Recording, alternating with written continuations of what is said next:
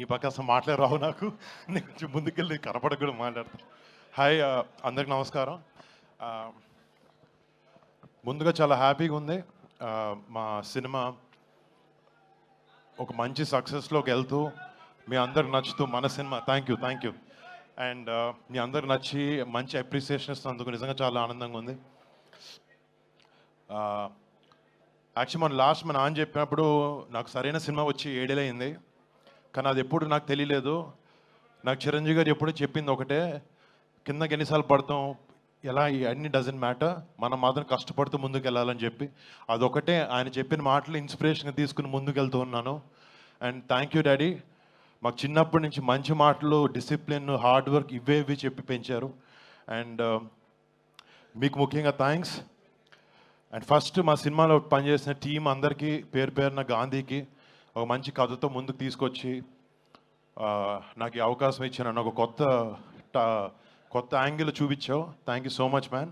And to Thaman మీరు నాకు చెప్పినట్టు ఎవ్రీ మంత్ బ్లాక్ బస్టర్తో అల్లారిస్తుంటాడు అందరినీ.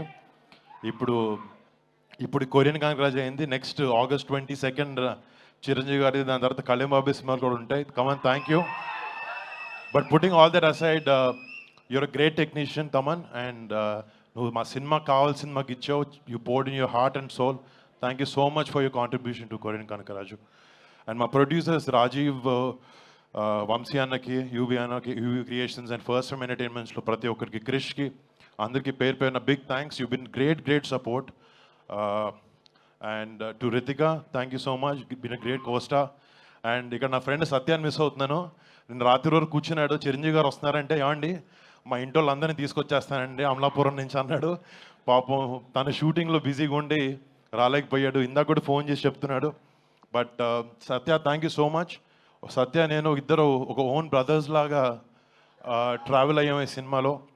అండ్ తన కాంట్రిబ్యూషన్ అంతా ఇంత కాదు ఈ సినిమాకి. Thank you so much Satya, I miss you here. చాలా మాట్లాడదాం అనుకుని వచ్చాను డాడీ, అసలు గుర్తు రావట్లేదు ఏం నాకు ఇప్పుడు.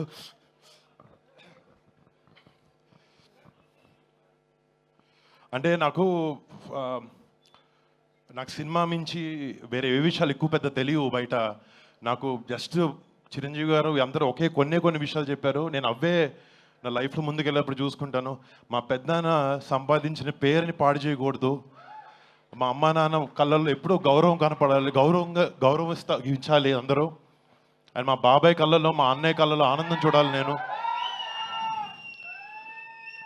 ఎప్పుడు ఈ 3 విషయం ఆలోచిస్తూ ఉంటాను.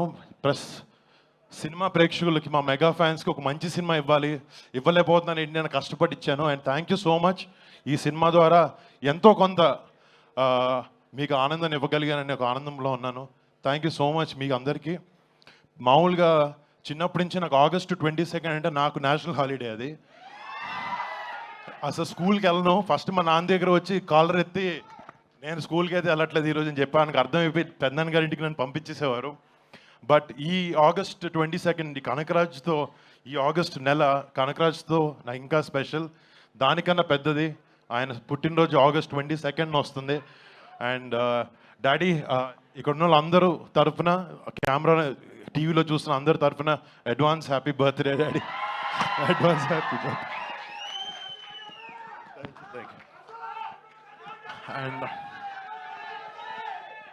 అండ్ అందరికి వచ్చిన థ్యాంక్ యూ సో మచ్.